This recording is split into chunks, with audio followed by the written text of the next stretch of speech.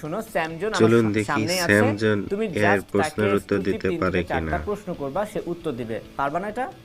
তুমি ঠিক আছো। ইন্টারভিউটা তাহলে শুরু করা যাক। স্যামজন, টেক রিভিউয়ার হিসেবে তোমার জনপ্রিয়তার কারণ কি বলে মনে করো? আর নতুন গ্যাজেট রিভিউ করার সময় কি কি বিষয় সবথেকে গুরুত্বপূর্ণ? আচ্ছা, থ্যাংক ইউ।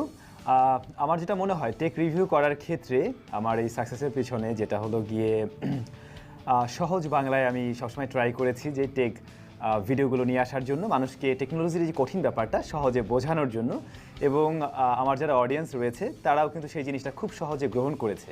আমার মনে হয় সেটাই হবে মেইন কারণ। আর যখন কিনা আমরা একটা রিভিউ করি সেক্ষেত্রে আমার মনে হয় ওই জিনিসটা ব্যবহার করে আমি যে আসলে ওইখান থেকে আইডিয়াটা পেয়েছি বা আমার যে ইউজার এক্সপিরিয়েন্স আমি পেয়েছি সেটা প্রপারলি মানুষকে আমি ডেলিভার করতে পারছি কিনা। ধন্যবাদ স্যাম।